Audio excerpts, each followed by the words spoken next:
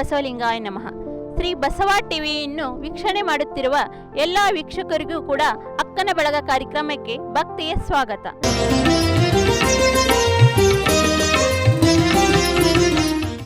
ಪ್ರಿಯ ವೀಕ್ಷಕರೇ, ರಾಣೆಬೆನ್ನೂರು ತಾಲೂಕಿನ ಬಸವಜ್ಯೋತಿ ಮಹಿಳಾ ಮಂಡಳದ ಅಧ್ಯಕ್ಷರಾದ ಶರಣೆ ಸುವರ್ಣದೇವಿ ಎನ್ ಪಾಟೀಲ್ ಅವರನ್ನು ಅಕ್ಕನ ಬಳಗ ಕಾರ್ಯಕ್ರಮಕ್ಕೆ ಈಗ ನಾವು ಸ್ವಾಗತಿಸೋಣ. ಇವರು ಬಸವಜ್ಯೋತಿ ಮಹಿಳಾ ಮಂಡಳವನ್ನು ಯಾವ ರೀತಿ ಸ್ಥಾಪನೆ ಮಾಡಿದರು, ಇವರು ಬಸವಜ್ಯೋತಿ ಮಹಿಳಾ ಮಂಡಳವನ್ನು ಕಟ್ಟಲಿಕ್ಕೆ ಯಾವ ರೀತಿ ಶ್ರಮ ಪಟ್ಟರು, ಎಲ್ಲ ಜನತೆಯನ್ನು ಒಗ್ಗೂಡಿಸಲಿಕ್ಕೆ ಶ್ರಮ ಯಾವ ರೀತಿ ತೆಗೆದುಕೊಂಡ್ರು ಅನ್ನೋದನ್ನು ಅವರ ಬಾಯಿಂದನೇ ನಾವು ನೇರವಾಗಿ ಕೇಳೋಣ. ಶರಣು ಶರಣಾರ್ಥಿ. ನಮ್ಮ ಅಕ್ಕನ ಬಳಗ ಕಾರ್ಯಕ್ರಮಕ್ಕೆ ಸ್ವಾಗತ ನಿಮಗೆ.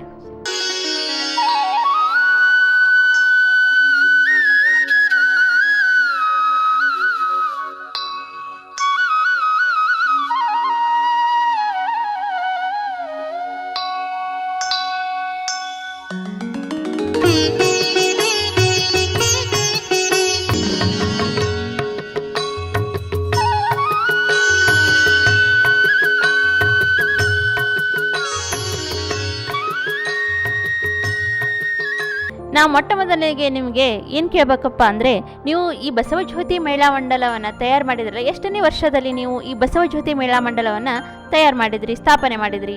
ನಾವು ಇದನ್ನು 2007ನೇ ಇಸ್ವಿಯಲ್ಲಿ ಈ ಬಸವಜ್ಯೋತಿ ಮಹಿಳಾ ಮಂಡಲವನ್ನು ನಾವು ಸ್ಥಾಪನೆ ಮಾಡಿದ್ವಿ. ನೀವು ಈ ಬಸವಜ್ಯೋತಿ ಮಹಿಳಾ ಮಂಡಲವನ್ನು ಯಾವ ಆಧಾರದ ಮೇಲೆ ಸ್ಥಾಪನೆ ಮಾಡಿದ್ರಿ, ಯಾವ ತತ್ವದ ಮೇಲೆ ಸ್ಥಾಪನೆ ಮಾಡಿದ್ರಿ, ಯಾವ ಉದ್ದೇಶವನ್ನು ಇಟ್ಟುಕೊಂಡು ಈ ಬಸವಜ್ಯೋತಿ ಮಹಿಳಾ ಮಂಡಲವನ್ನು ಸ್ಥಾಪನೆ ಮಾಡಿದ್ರಿ? ನಾವು ಇದು ಒಂದು ಆಧ್ಯಾತ್ಮದ ನೆಲೆಗಟ್ಟಿನ ಮೇಲೆ ಈ ಒಂದು ಬಸವಜ್ಯೋತಿ ಮಹಿಳಾ ಮಂಡಳವನ್ನು ನಾವು ಸ್ಥಾಪನೆ ಮಾಡಿದ್ದಾಗಿದೆ. ಜೊತೆಗೆ ಬಸವ ತತ್ವದ ಒಂದು ಸಾರಾಂಶಗಳನ್ನು, ಉದ್ದೇಶಗಳನ್ನು ಇಟ್ಕೊಂಡು ಎಲ್ಲಿ ನೋಡಿದಲ್ಲಿ ಬರೀ ಈ ಮಹಿಳೆಯರು ಎಲ್ಲರೂ ಕೂಡ ಒಂದು ದ್ವೇಷ, ಮತ್ಸರ, ಹೊರಗಿನ ಒಂದು ಡಾಂಬಿಕ ಒಂದು ಆಚರಣೆಗಳಿಗೆ ಬಲಿಯಾಗಿ ಸತ್ಯ ಒಂದು ಆಧ್ಯಾತ್ಮ ಚಿಂತನೆಯನ್ನು ಮರ್ತಿದ್ರು. ಆದ್ರೆ ನಾವು ಆ ಶಿವಾನುಭವ ತರಗತಿಗಳನ್ನು ಪ್ರಾರಂಭ ಮಾಡಿದ್ವಿ. ಯಾಕಂದರೆ ಅತಿನಿ ಶಿವಗುರುಗಳವರ ಒಂದು ಧಾರವಾಡದ ಮುರುಘಾ ಮಠದಲ್ಲಿ ಮೃತ್ಯುಂಜಯಪ್ಪಗಳು ಆ ಒಂದು ಸ್ಥಾಪನೆ ಮಾಡಿದಂತಹ ಆ ಒಂದು ಶಿವಾನುಭವ ಪರೀಕ್ಷೆಗಳನ್ನು ಇಲ್ಲಿ ನಾವು ತರಬೇತಿಗಳನ್ನು ಕೊಡೋಕ್ಕೆ ಸ್ಟಾರ್ಟಿಂಗ್ ಶುರು ಮಾಡಿದ್ವಿ.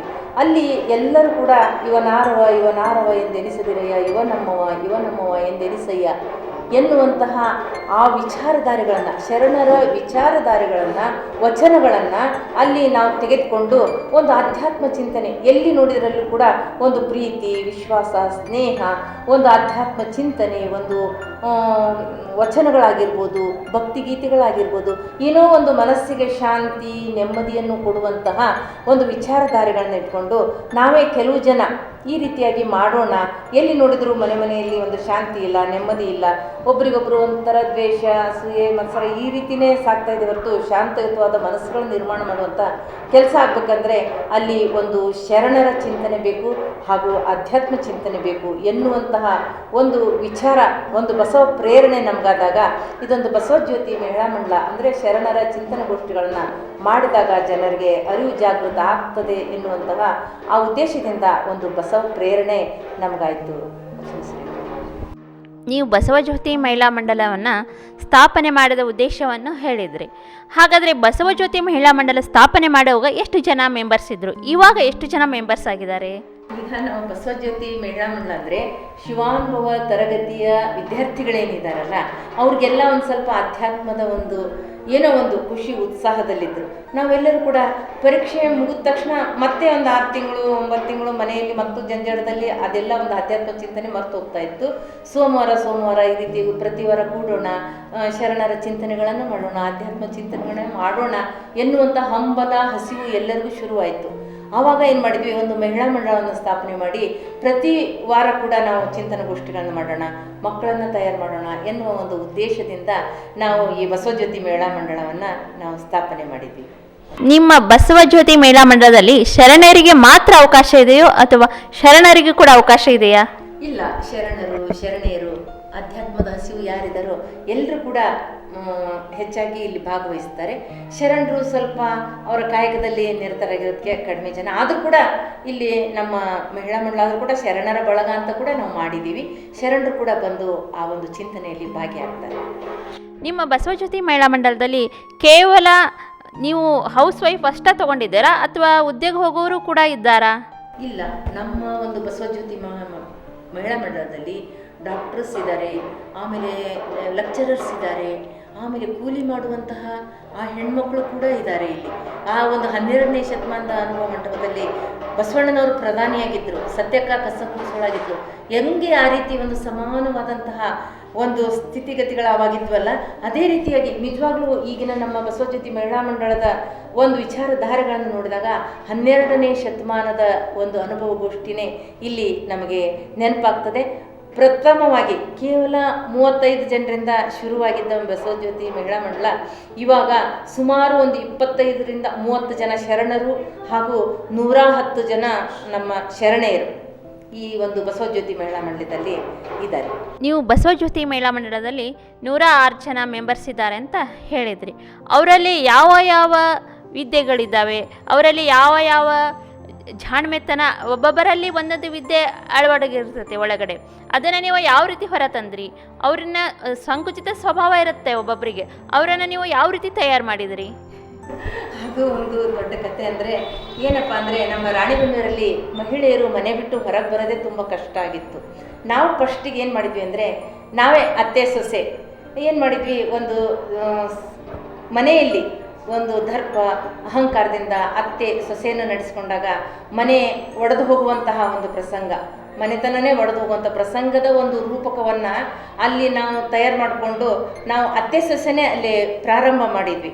ಒಂದು ಶರಣರ ಸಂದೇಶದೊಂದಿಗೆ ನಾವು ಅಡ್ಡಾಡದೇ ಇರುವಂತಹ ಜಾಗಗಳಿಲ್ಲ. ಅಂದರೆ ಎಲ್ಲರೂ ಪ್ರತಿಯೊಂದು ಹಳ್ಳಿಗೂ ಕೂಡ ನಮ್ಮ ಕಾರ್ಯಕ್ರಮಗಳನ್ನು, ಶರಣರ ರೂಪಕ ಆಗಿರ್ಬೋದು, ಸಮಾಜಕ್ಕೆ ಒಂದು ಸಂದೇಶ ಕೊಡುವಂತಹ ರೂಪಕಗಳಾಗಿರ್ಬೋದು, ಆಮೇಲೆ ಈ ಒಂದು ಸದು ವಿನಯವೇ ಸದಾಶಿವನ ಒಲುಮೆ ಅನ್ನಂಗೆ ಆ ಅಹಂಕಾರದಿಂದ ದರ್ಪದಿಂದ ಮನೆಯಲ್ಲಿ ಸುಖ ಶಾಂತಿ ನೆಲೆಸೋದಿಲ್ಲ ಅನ್ನುವಂತಹ ವಿಚಾರದಿಂದ ನಾವೇ ಕೆಲವು ರೂಪಕಗಳನ್ನು ತಯಾರು ಮಾಡಿಕೊಂಡು ನಾವೇ ಫಸ್ಟ್ಗೆ ಅತ್ತೆ ಸೊಸೆ ಆ ಒಂದು ಸ್ಟೇಜಿಗೆ ಬಂದ್ವಿ.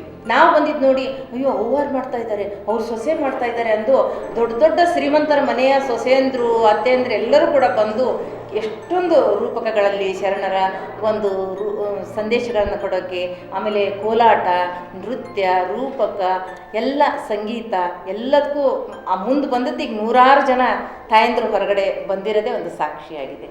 ಅಮ್ಮ, ನೀವು ಅವರ ಮಹಿಳೆಯರನ್ನೆಲ್ಲ ಹೊರಗೆ ತರೋಕ್ಕೆ ನೀವೇ ಅತ್ತೆ ಸೊಸೆನೇ ಒಂದು ಡ್ರಾಮಾ ಮಾಡಿದ್ರಿ ಅಂತ ಹೇಳಿದ್ರಿ. ಈಗ ನೀವು ಹಳ್ಳಿಗೆ ಹೋಗಿ ಕಾರ್ಯಕ್ರಮ ಕೊಡ್ತೇನೆ ಅಂತ ಹೇಳಿದ್ರಿ. ಯಾವ ಯಾವ ರೀತಿಯ ಕಾರ್ಯಕ್ರಮಗಳನ್ನು ಕೊಡ್ತಿದ್ರಿ? ಅದರ ನೀವು ಕಾರ್ಯಕ್ರಮಗಳನ್ನು ಕೊಡೋ ಉದ್ದೇಶವೇನು? ನೀವು ಮತ್ತು ಬಸವಜ್ಯೋತಿ ಮಹಿಳಾ ಮಂಡಳ ಕೇವಲ ನಿಮ್ಮ ಈ ಮಹಿಳಾ ಮಂಡಳಕ್ಕೆ ಮಾತ್ರ ಸೀಮಿತವಾಗಿದೆಯೋ ಅಥವಾ ಇಲ್ಲ ಸಮಾಜಮುಖಿಯಾಗಿ ಏನಾದರೂ ಕೆಲಸ ಮಾಡ್ತಾ ಇದೆಯೋ? ಸಮಾಜಮುಖಿಯಾಗಿ ಕೂಡ ಕೆಲಸ ಮಾಡ್ತಾ ಇದ್ದೆ ವಚನವರೇ.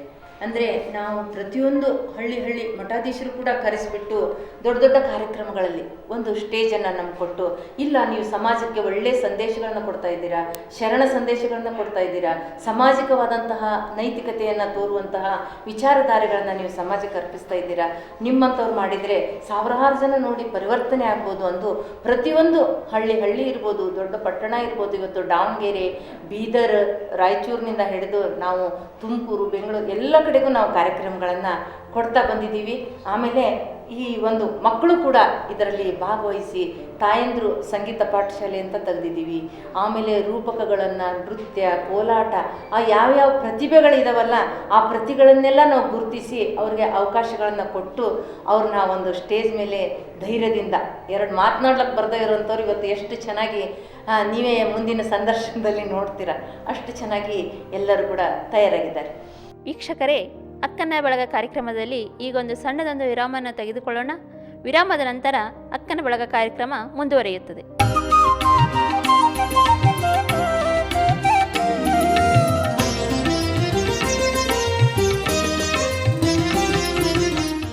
ಪ್ರಿಯ ವೀಕ್ಷಕರೇ, ವಿರಾಮದ ನಂತರ ಅಕ್ಕನ ಬಳಗ ಕಾರ್ಯಕ್ರಮಕ್ಕೆ ಸ್ವಾಗತ.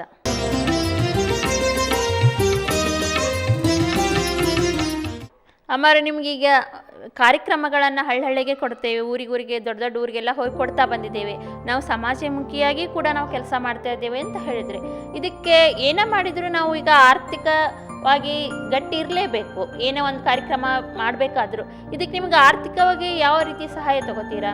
ಆರ್ಥಿಕವಾಗಿ ನಿಮಗೆ ಯಾವ ರೀತಿ ಬೆಂಬಲ ಇದೆ? ಆರ್ಥಿಕವಾಗಿ ಅಂದರೆ ನಾವು ಕೇವಲ ನಮ್ಮ ವರ್ಷಕ್ಕೊಂದು ಸಾರಿ ಇಷ್ಟು ಶುಲ್ಕ ಅಂದರೆ ಫೀಸ್ ಅಂತ ಮಾಡಿರ್ತೀವಲ್ಲ, ಆ ಫೀಸ್ ದುಡ್ಡಲ್ಲೇ ಹೊರಗಿನ ಒಂದು ಕಾರ್ಯಕ್ರಮಗಳನ್ನು, ಆಮೇಲೆ ವಚನಗಳ ಸ್ಪರ್ಧೆ ಇರ್ಬೋದು, ನೃತ್ಯಗಳಿರ್ಬೋದು, ಮಕ್ಕಳಿಗೆ ಇರ್ಬೋದು, ತಾಯಂದಿರಿಗೆ ಇರ್ಬೋದು, ಅಡುಗೆ ಸ್ಪರ್ಧೆ ಇರ್ಬೋದು, ಆಮೇಲೆ ಕೆಲವೊಂದು ತರಬೇತಿಗಳನ್ನು, ಯೋಗ ತರಬೇತಿ ಇರ್ಬೋದು, ಆಮೇಲೆ ಬೇಕ್ರಿ ತರಬೇತಿ, ಅಂದರೆ ಬಡವರು ಏನಾದರೂ ಅದರಿಂದ ಕಲಿತು ಏನಾದರೂ ಹೊಲಿಗೆ ತರಬೇತಿ ಇರ್ಬೋದು, ಇಂಥವೆಲ್ಲ ಮಾಡೋಕ್ಕೆ ಮಾತ್ರ ಸ್ವಲ್ಪ ಆರ್ಥಿಕ ಸಹಾಯ ಬೇಕಾಗುತ್ತಲ್ಲ, ಅದನ್ನು ನಮ್ಮ ಫೀಸಲ್ಲೇ ಮಾಡ್ಕೊಂಡ್ಬಿಟ್ಟು ಆಮೇಲೆ ಅವರೆಲ್ಲ ಕೂಡಿದಾಗ ನಿಜವಾದ ಖರ್ಚು ಅಂದರೆ ಇಲ್ಲಿ ದಾಸೋಹದ್ದೇ ಖರ್ಚು ಜಾಸ್ತಿ ಬರುತ್ತೆ. ಯಾವುದೇ ಕಾರ್ಯಕ್ರಮ ಮಾಡಲಿ ಆ ದಾಸೋಹದಲ್ಲಿ ನಮ್ಮ ಒಂದು ಮಹಿಳಾ ಮಂಡಲದಲ್ಲಿ ಎಂತಹ ಒಂದು ಒಗ್ಗಟ್ಟಿದೆ ಅಂದರೆ ದಾಸೋಹದ ಒಂದು ಮಹಿಮೆಯನ್ನು ಅವರು ಅರ್ಥ ಮಾಡ್ಕೊಂಡಿದ್ದಾರೆ. ದಾಸೋಹ ಅಂದರೆ ಸೋಹಂ ಎಂದೆನಿಸದೆ ದಾಸೋಹ ಎಂದೆನಿಸಯ್ಯ ಅಂತ ಏನು ಹೇಳಿದಾರಲ್ಲ, ಅದು ಪರಮಾತ್ಮನಿಗೆ ನಾವು ಅರ್ಪಿಸ್ತಾ ಇದ್ದೀವಿ.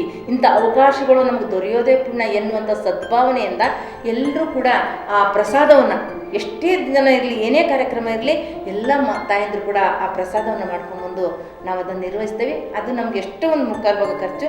ಒಬ್ರಿಗೂ ಕೂಡ ನಾವು ಕೈ ಎತ್ತಿ ಯಾರಿಗೂ ಕೂಡ ನಾವು ಕೊಡಿ, ನಾವು ಇಂಥ ಕಾರ್ಯಕ್ರಮ ಮಾಡ್ತಾ ಇದ್ದೇವೆ, ನಮಗೆ ದುಡ್ಡು ಬೇಕು, ಹಣ ಬೇಕು ಅಂತ ಹೇಳಿ ನಾವು ಯಾರನ್ನೂ ತಾವಾಗಿ ಮುಂದೆ ಬಂದು ಕೊಟ್ಟರೆ ಮಾತ್ರ ಅವನ್ನೇ ಇಸ್ಕೊಂಡು ಮಕ್ಕಳಿಗೆ ಒಳ್ಳೆಯ ಕಾರ್ಯಗಳಿಗೆ, ಏನೋ ಬಡ ಮಕ್ಕಳಿಗೆ ಒಂದು ತರಬೇತಿ ಕೊಡಿಸೋದಾಗಿರ್ಬೋದು, ಬಡ ಮಕ್ಕಳ ವಿದ್ಯಾಭ್ಯಾಸಕ್ಕಾಗಿರ್ಬೋದು, ಅಥವಾ ಅಂಗವಿಕಲ ಮಕ್ಕಳು ಅಂತ ಇದ್ದಾರೆ, ಅವುಗಳಿಗೆಲ್ಲ ಒಂದು ರಾಖಿ ಹಬ್ಬದಲ್ಲಿ ನಮ್ಮನ್ನು ಯಾರಾದರೂ ಆಡ್ಸೋರಿದ್ರೆ ಸಾಕು, ನಮಗೆ ನೋಡೋಕೆ ಬಂದರೆ ಸಾಕು ಅಂತಿರ್ತವೆ. ಅಂಥ ಮಕ್ಕಳಿಗೆ, ಅಂಧಶಾಲೆ ಮಕ್ಕಳಿಗೆ, ಅವುಗಳಿಗೆಲ್ಲ ನಾವು ಕಾರ್ಯಕ್ರಮಗಳಿಗೆ ಸ್ವಲ್ಪ ಹಣ ಬೇಕಾಗುತ್ತಲ್ಲ, ನಮ್ಮ ಫೀಸಲ್ಲೇ ಇದನ್ನೆಲ್ಲ ನಾವು ಇದು ಮಾಡ್ಕೊತೀವಿ.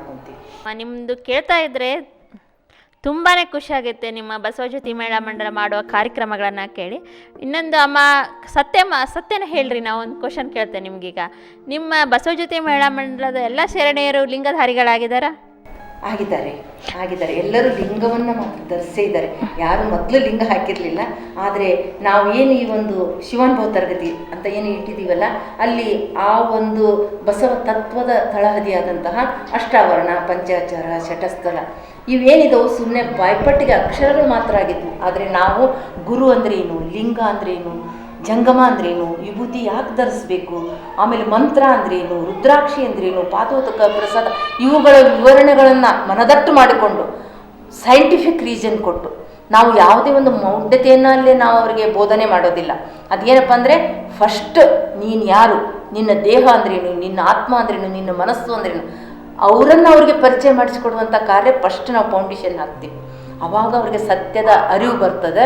ಆವಾಗ ಏನಾಗ್ತದೆ, ಆ ಒಂದು ನೆಲಗಟ್ಟಿನ ಮೇಲೆ ಅಷ್ಟಾವರಣ, ಪಂಚಾಚಾರ, ಶಟಸ್ಥಲಗಳ ಒಂದು ತಳಹದಿಯ ಮೇಲೆ ನಾವು ಎಲ್ಲ ಕಾರ್ಯಕ್ರಮಗಳನ್ನು, ಅಂದರೆ ಲಿಂಗಧಾರಿಗಳು, ಹೌದಪ್ಪ ಇಷ್ಟು ದಿನ ಅರಿಯದೇ ಮಾಡಿದ ತಪ್ಪಲ್ಲ, ಅರಿತು ತಪ್ಪು ಮಾಡೋಂಗಿಲ್ಲ ಅಂತ ಪ್ರಮಾಣ ಮಾಡಿ ಬಸವಣ್ಣವ್ರ ಮುಂದೆ ಪ್ರತಿಜ್ಞೆ ಮಾಡಿ, ಪ್ರತಿದಿನ ಲಿಂಗ ಧರಿಸ್ತೀವಿ, ಲಿಂಗ ಪೂಜೆ ಮಾಡ್ಕೊಂತೀವಿ ಅಂತೇಳಿ ಇಲ್ಲಿ ಪ್ರತಿಜ್ಞೆ ಮಾಡಿ ಎಷ್ಟೋ ಜನ ನಮ್ಮ ಮಹಿಳಾ ಮಂಡಲದವರಂತ ಅಷ್ಟೇ ಅಲ್ಲ, ಬೇರೆ ಬೇರೆ ಮಹಿಳಾ ಮಂಡಲದವರಾಗಲಿ, ಬೇರೆ ಊರಿಂದ ಬಂದು ಶರಣರಾಗಲಿ, ಎಲ್ಲರೂ ಬಂದು ಇಲ್ಲಿ ಲಿಂಗಧಾರಿಗಳಾಗಿ ಹೋಗ್ತಾ ಇದ್ದಾರೆ ವಚನ ಅವರು. ಅಮ್ಮ, ಈಗ ಎಲ್ಲರೂ ಬಸವ ತತ್ವವನ್ನು ಅಳವಡಿಸ್ಕೊಂಡಿದ್ದಾರೆ ಅಂತ ಹೇಳಿದ್ರಿ. ಹಾಗಾದರೆ ಎಲ್ಲರೂ ಕೂಡ ಏಕದೇವ ಉಪಾಸನೆ ಒಂದು ಹಂತದಲ್ಲಿ ಬಂದಿದ್ದಾರಾ? ಹಂತದಲ್ಲಿ ವೈಯಕ್ತಿಕವಾಗಿ ಬಂದಿದ್ದಾರೆ. ಕೆಲವೊಂದು ಮನೆಯಲ್ಲಿ ಹಳೆ ಒಂದು ತಲೆಮಾರು ಇರುತ್ತಲ್ಲ, ಅವರು ಏನು ಇನ್ನು ಮುಪ್ಪಿನ ಕಾಲ, ಏನಪ್ಪ ನನ್ನ ಸೊಸೆ ಎಲ್ಲ ಬಿಟ್ಲು ಅನ್ನೋದಕ್ಕೆ ಆ ಒಂದು ಅವ್ರ ಕಾಟಕ್ಕೆ ಏನೋ ಒಂದು ಸ್ವಲ್ಪ ಅಲ್ಪ ಮಾಡಿದ್ರು ಕೂಡ, ಆದರೆ ಮನದಲ್ಲಿ ಅಂತರಂಗದಲ್ಲಿ ಏನೋ ತಪ್ಪು ಮಾಡ್ತಾ ಇದ್ದೀನಿ, ಅವ್ರಿಗೆ ತಿಳಿಸಿ ಹೇಳಿದರೆ ತಿಳ್ಕೊಳೋ ಶಕ್ತಿ ಇಲ್ಲ ಅಂದು ಬಂದು ಇಲ್ಲಿ ಪಶ್ಚಾತ್ತಾಪ ಪಡ್ತಾರೆ. ಅವರೇ ನಮ್ಗೆ ಅರಿವಾಗಿದೆ, ಆದರೆ ನಮ್ಮ ಅತ್ತೆಯವ್ರು ಕೇಳ್ತಾ ಇಲ್ಲ, ಏನು ಮಾಡಲಿ, ಆತಮ್ಮ ಅವ್ರು ಇದಕ್ಕೋಸ್ಕರ ಮಾಡ್ಕೊಳ್ಳಿ, ಮನಸಾರೆ ಮನವಿಟ್ಟು ನೀವು ಏಕದೇವೋಪಾಸನೆ ಮಾಡಬೇಕು ಅಂದಾಗ ಅವ್ರನ್ನೂ ಕೂಡ ಸ್ವಲ್ಪ ಪರಿವರ್ತನೆ ಮಾಡ್ತಾ ನನಗನ್ನಿಸ್ತಾ ಇದೆ, ಇನ್ಮೇಲೆ ಬಸವ ಚಾನಲ್ ಏನು ಬಂದಿದೆಯಲ್ಲ, ಅದರಲ್ಲಿ ಎಷ್ಟು ಒಂದು ಪ್ರಸಾದದ ಬಗ್ಗೆ ಆಯ್ತು, ಲಿಂಗದ ಬಗ್ಗೆ ಆಯ್ತು, ಅರಿವನ್ನು ಜಾಗೃತ ಮೂಡಿಸ್ತಾ ಇದ್ದಲ್ಲ, ನನಗಿಂತ ಕೋಟಿ ಪಟ್ಟು ಇನ್ನು ಜನರು ಜಾಗೃತ ಆಗ್ತಾರೆ ಎನ್ನುವಂತಹ ಒಂದು ನಿಜವಾದ ಒಂದು ಅಪೇಕ್ಷೆ ನಂದು ಆಗಿದೆ. ಯೋಚನೆಶ್ರೀ ಅವರೇ, ಈ ಬಸವ ಚಾನಲ್ ಬಂದು ಇವಾಗಲೇ ನೋಡ್ತಾ ಇದ್ದೀವಿ, ಎಷ್ಟು ಜನ ಹೇಳ್ತಾ ಇದ್ದಾರೆ, ನಮಗೆ ಇಲ್ಲಿ ಕೇವಲ ಒಂದು ತುತ್ತು ಅನ್ನ ಸಿಕ್ಕಂಗೆ ಆಗ್ತಿತ್ತು, ಈಗ ಪೂರ್ಣ ಹೊಟ್ಟೆ ತುಂಬುವಂತಹ ಒಂದು ಜ್ಞಾನ, ನೆತ್ತಿ ತುಂಬುವಂತಹ ಒಂದು ಜ್ಞಾನ ನಮಗೆ ಆ ಬಸವ ಟಿವಿಯಿಂದ ಸಿಗ್ತಾ ಇದೆ ಅಂತ ಹೇಳಿ ಎಲ್ಲರೂ ಕೂಡ ಬಂದು ನಮ್ಮಲ್ಲಿ ಬಹಳ ಸಂತೋಷದಿಂದ ಹೇಳ್ಕೊಡ್ತಾ ಇದ್ದಾರೆ. ನಮ್ಮ ಬಸವಜ್ಯೋತಿ ಮಹಿಳಾ ಮಂಡಲದವರಾದ್ದು ಹೊರಗಿನ ಎಲ್ಲ ಸದಸ್ಯರು ಕೂಡ ಹೇಳ್ತಾ ಇದ್ದಾರೆ.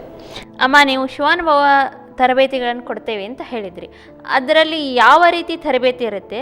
ಈ ಶಿವಾನುಭವ ಪರೀಕ್ಷೆಗಳನ್ನು ಕಟ್ಟುವಾಗ ಇಷ್ಟೇ ಏಜಿನವ್ರು ಕಟ್ಟಬೇಕು ಅಂತ ಇರುತ್ತಾ, ಅಥವಾ ಮಕ್ಕಳಿಗೆ ಮಾತ್ರ ಇರುತ್ತಾ, ದೊಡ್ಡವರಿಗೆ ಇರುತ್ತಾ? ಅದಕ್ಕೆ ಜ್ಞಾನ ಪಡ್ಕೊಳಕ್ಕೆ ಯಾವುದೇ ವಯಸ್ಸಿನ ಮಿತಿ ಇಲ್ಲ. ಸ್ವಲ್ಪ ಅರಿವು ತಿಳುವಳಿಕೆ ಬರುವಂಥ ಮಕ್ಕಳು ಈ ಪರೀಕ್ಷೆಯನ್ನು ಕಟ್ಬೋದು. ಅಂದರೆ 12 ವರ್ಷದ ಮಕ್ಕಳು, 12 ವರ್ಷದ ಮೇಲ್ಪಟ್ಟ ಮಕ್ಕಳು ಕಟ್ತಾರೆ. ಜೊತೆಗೆ 70 ವರ್ಷದ ತಾಯಂದರು ಕೂಡ ಇಲ್ಲಿ ಕಟ್ಟಿ ಪಾಸಾಗಿದ್ದಾರೆ. ಅಂದರೆ ಒಮ್ಮೆ ನಾ ಸಾಯೋದ್ರೊಳಗೆ ಒಮ್ಮೆ ಸತ್ಯವನ್ನು ಅರಿಬೇಕು ಅನ್ನುವಂಥ ಯಾರಿಗೆ ಅರಿವಿರೋದಿಲ್ಲ ಅದಕ್ಕೆ ಅಕ್ಕನ ವಚನ ಹೇಳ್ತಾರೆ, ಅಜಕಲ್ಪ ಕೋಟಿ ವರ್ಷದವರೆಲ್ಲರೂ ಹಿರಿಯರೇ, ಚನ್ನಬಸವಣ್ಣವ್ರ ವಚನ ನಾವು ಕೇಳಿದ್ದೀವಲ್ಲ. ಇಂಥ ವಚನಗಳನ್ನು ನಾವು ಹೇಳ್ತೀವಲ್ಲ, ಅವರ ಎಲ್ಲ ಒಂದು ಅಹಂ ಇಳಿದು ಹೋಗ್ಬಿಡ್ತದೆ. ವಯಸ್ಸಿನ ಒಂದು ಭೇದ ಭಾವವೇ ಹೋಗ್ಬಿಡ್ತದೆ. ನಾವಿನ್ನೂ ಚಿಕ್ಕೋರೆ ಅನ್ನುವಂತಹ ಭಾವ. ಯಾರಿಗೆ ಅರಿವು ಇರೋದಿಲ್ಲ ಅವ್ರು ಚಿಕ್ಕವರು, ಯಾರಿಗೆ ಅರಿವು ಇರ್ತದೆ ಅವರೇ ಜ್ಞಾನಿಗಳು. ಈಗ ಅನುಭವ ಮಂಟಪದಲ್ಲಿ ಕೂಡ ಅಕ್ಕ ಮಹಾದೇವಿ ಚಿಕ್ಕ ವಯಸ್ಸು, ಚನ್ನಬಸವಣ್ಣವರು ಚಿಕ್ಕ ವಯಸ್ಸು, ಇಂಥವೆಲ್ಲ ನಾವು ಉದಾಹರಣೆ ಕೊಡ್ತಾ ಹೋಗ್ತೀವಲ್ಲ ಮಕ್ಕಳಿಗಾಗಲಿ ತಾಯಂದ್ರಿಗಾಗಲಿ. ಅಂದರೆ ಆ ಒಂದು ಅರಿವಿಗೆ, ಜ್ಞಾನಕ್ಕೆ ಅದರಲ್ಲಿ ಹಿರಿಯರಾಗಬೇಕು ಹೊರತು ವಯಸ್ಸಿನಿಂದ ಹಿರಿಯರಾಗೋದಿಲ್ಲ ಅಂತೇಳಿ ಪ್ರತಿಯೊಬ್ಬರು ಕೂಡ ಎಷ್ಟೊಂದು ಒಂದೇ ಸಮಾನತೆಯಿಂದ ಅರಿವನ್ನು, ಜ್ಞಾನವನ್ನು ಮಕ್ಕಳ ಜೊತೆಗೆ ಅವರು ಕೂಡ ಮಕ್ಕಳಾಗಿ ಆ ತತ್ವವನ್ನು ಇಲ್ಲಿ ತಿಳ್ಕೊಂಡು ಪರೀಕ್ಷೆಗಳನ್ನು ಕಟ್ಟಿ ಪಾಸ್ ಆಗ್ತಾ ಇದ್ದಾರೆ. ಮನೆಯಲ್ಲಿ ಮಹಾಮಾನೆಗಳನ್ನು ಮಾಡ್ತೀರಾ. ನಿಮ್ಮ ಶರಣೆಯರೆಲ್ಲರೂ ಲಿಂಗಾಂಗ ಸಮರಸದಲ್ಲಿ ಯಾವ ರೀತಿ ಒಂದು ಎತ್ತರಕ್ಕೆ ಹೋಗಿದ್ದಾರೆ, ನೀವು ಸಹಜಯೋಗ ಮಾಡ್ತೇವೆ ಅಂತ ಹೇಳಿದ್ರಿ. ಅದನ್ನು ಯಾವ ರೀತಿ ಮನೆಗಳಲ್ಲಿ ತೋರಿಸ್ತಾ ಇದ್ದೀರಾ? ನೀವೇ ಯಾಕೆ ಮನೆಗಳಲ್ಲಿ ಮಾಡ್ತಾ ಇದ್ದೀರಾ? ಇಲ್ಲೇ ಮಾಡ್ಬೋದಲ್ಲ ನಿಮ್ಮ ಬಸವಜ್ಯೋತಿ ಮಹಿಳಾ ಮಂಡಲದವರು ಒಟ್ಟಾಗಿ? ವಚನಶ್ರೀ ಅವರೇ, ಬಹಳ ಒಂದು ಒಳ್ಳೆಯ ಪ್ರಶ್ನೆಯನ್ನು ಕೇಳಿದ್ರಿ ನೀವು. ಯಾಕೆಂದರೆ ಈ ಒಂದು ಶರಣ ಸಂದೇಶಗಳನ್ನು ಈಗ ನಾವು ನಮ್ಮ ಒಂದು ಮಹಿಳಾ ಮಂಡಳದ ಒಂದು ಹಾಲ್ನಲ್ಲಿ ಭಕ್ತಿ ಮೌನದಲ್ಲೇ ಮಾಡಿದರೆ ಮನೆಗೆ ಒಬ್ಬರು ಮಾತ್ರ ಬರ್ತಾರೆ. ಅವರ ಗಂಡ ಎತ್ತು ಹೆರಿಗೆ ಕೋಣಗೆರಿಗೆ ಆ ಹೆಂಡತಿ ತತ್ವವನ್ನು ತಿಳ್ಕೊಂಡು ಗಂಡನಿಗೆ ಅರಿವಾಗದೇ ಇದ್ದರೆ ಅವರು ಆ ಕಡೆ ಎಳಿತಾರೆ, ಇವ್ರಿಗೆ ಈ ಕಡೆ, ಆ ಕಡೆ ಹೋಗೋಕ್ಕೆ ಮನಸ್ಸಿರಲ್ಲ. ಅಜ್ಞಾನದ ಕಡೆಗೆ ಇವ್ರಿಗೆ ಇಲ್ಲಿ ತಿಳ್ಕೊಳ್ಳೋ ಶಕ್ತಿ ಇರಲ್ಲ. ಅವ್ರ ಮನೆಗೆ ಹೋಗ್ಬಿಟ್ರೆ ಮನೆಯಲ್ಲಿ ಇಷ್ಟು ಜನ ಬರ್ತಾರಂದಮೇಲೆ ಅವ್ರು ಕೂಡಲೇಬೇಕಾಗುತ್ತೆ, ಅಲ್ಲಿ ಕೇಳಲೇಬೇಕಾಗುತ್ತೆ, ಮಕ್ಕಳು ಇರಬೇಕಾಗುತ್ತೆ. ಗಂಡ ಹೆಂಡತಿ ಮಕ್ಕಳು ಕುಟುಂಬದವರೆಲ್ಲರೂ ಕೂಡ ಕುಳಿತು ಆ ತತ್ವವನ್ನು ಏನು ಅರಿತಾರಲ್ಲ, ಅದಕ್ಕೋಸ್ಕರ ಈ ಒಂದು ಕಾರ್ಯಕ್ರಮಗಳನ್ನು ನಾವು ಜಾರಿಗೆ ತಂದ್ವಿ. ಅಂದರೆ ಏನೇ ಒಂದು ಮನೆಯಲ್ಲಿ ಶುಭ ಕಾರ್ಯ ನಡೆದರೂ ಕೂಡ ಫಸ್ಟ್ ಗುರು ಪೂಜೆ. ಯಾಕೆಂದರೆ ಜನರಿಗೆ ಒಂದೇ ಸಾರಿಗೆ ತತ್ವ ಅರಿಯೋದು, ಬೇಸಿಕ್ ನಾಲೆಡ್ಜ್ ಇದ್ರೆ ಮಾತ್ರ ಎತ್ತರದ ಒಂದು ಜ್ಞಾನದ ಅರಿವಾಗ್ತದೆ.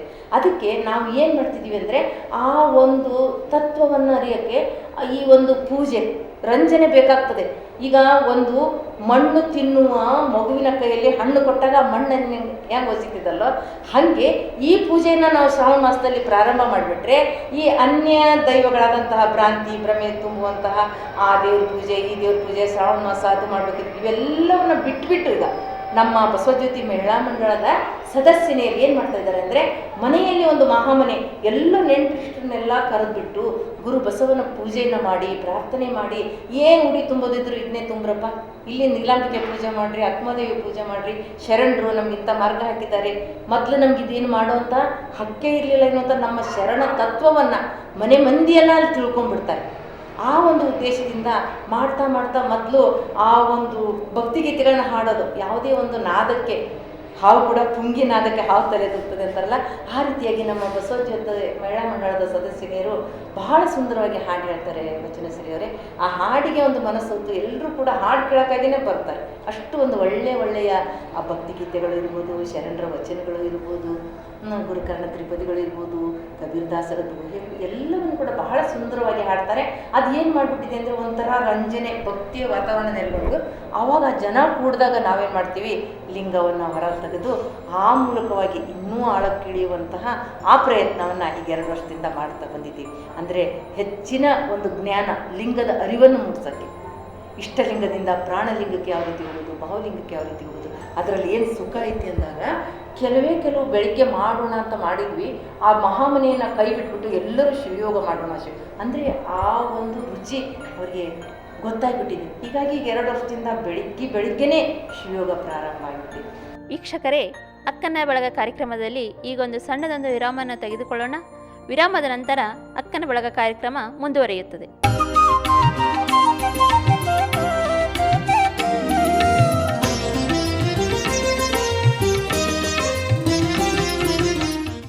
ಪ್ರಿಯ ವೀಕ್ಷಕರೇ, ವಿರಾಮದ ನಂತರ ಅಕ್ಕನ ಬಳಗ ಕಾರ್ಯಕ್ರಮಕ್ಕೆ ಸ್ವಾಗತ.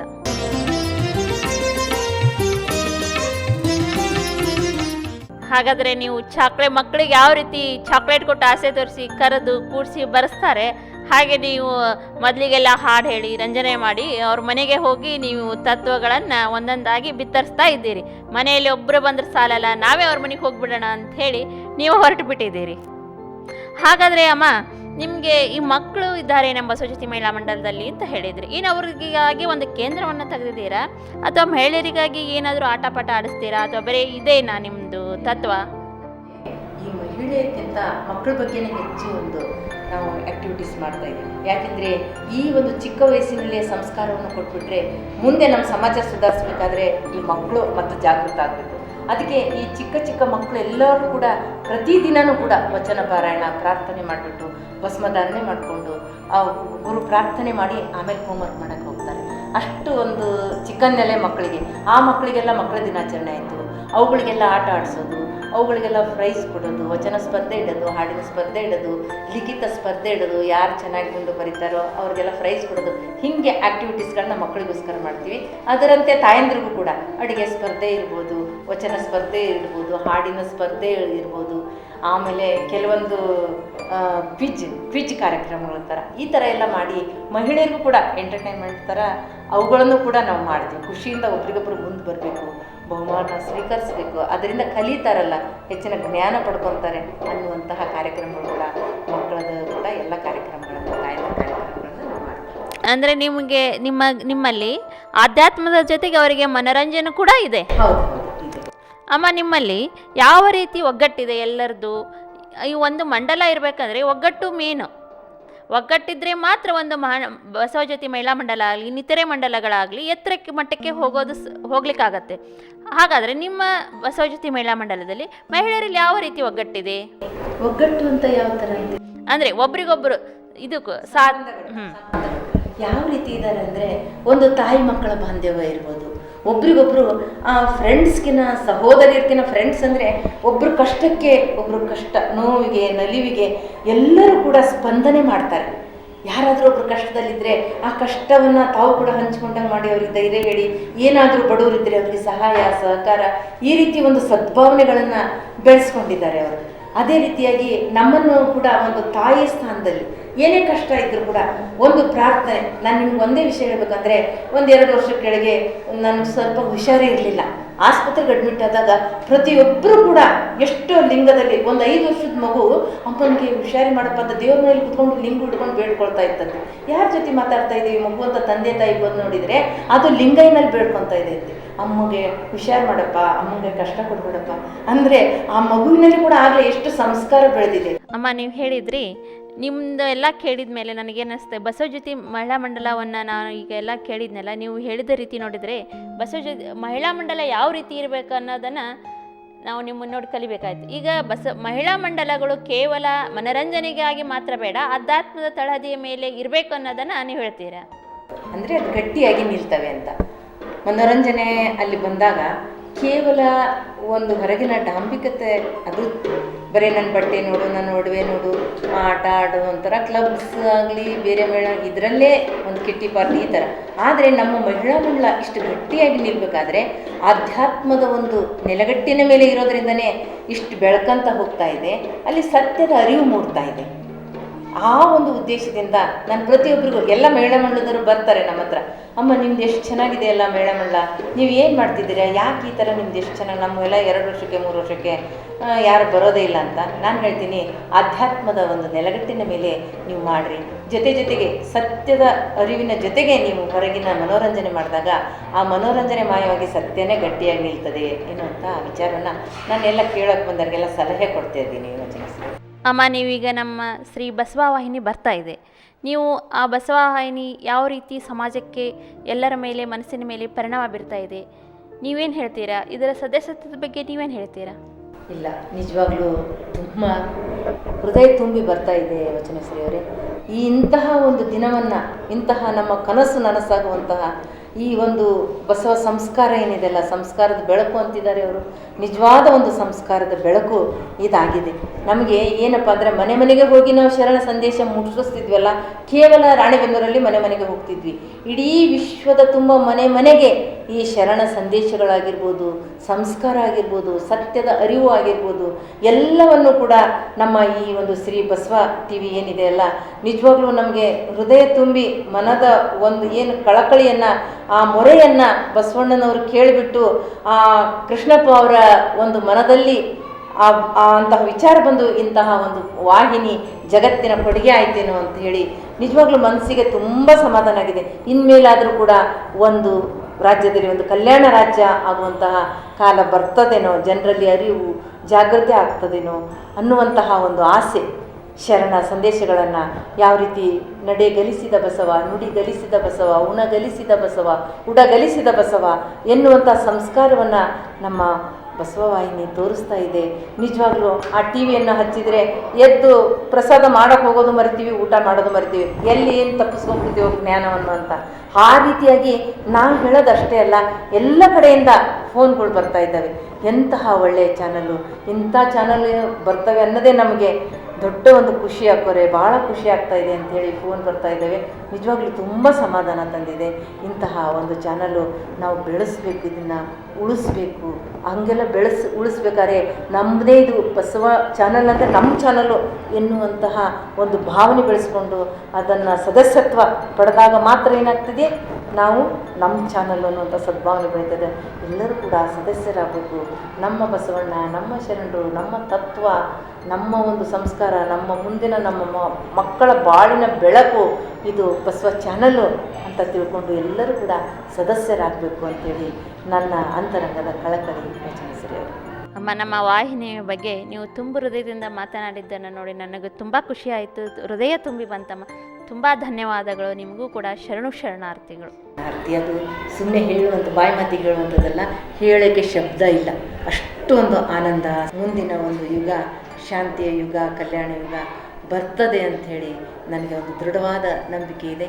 ಇಂತಹ ವಾಹಿನಿಯಿಂದ ನೀವೆಲ್ಲ ಕೂಡ ಇಂಥ ಸಂದರ್ಶನಗಳನ್ನು, ಇಂಥ ಮಹಿಳಾ ಮಂಡಳ ಎಲ್ಲರನ್ನು ಪರಿಚಯ ಮಾಡಿಸಿ ಜಗತ್ತಿಗೆ ಪರಿಚಯ ಮಾಡಿಸ್ಕೊಡ್ತಾ ಇದ್ದೀರಾ.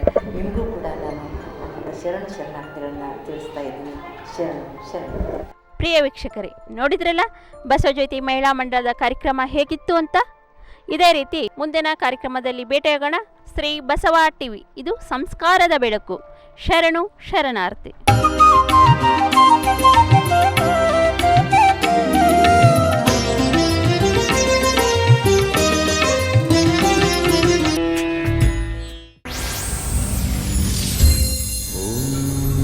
ಶ್ರೀ ಗುರು ಬಸವಲಿಂಗಾಯ ನಮಃ.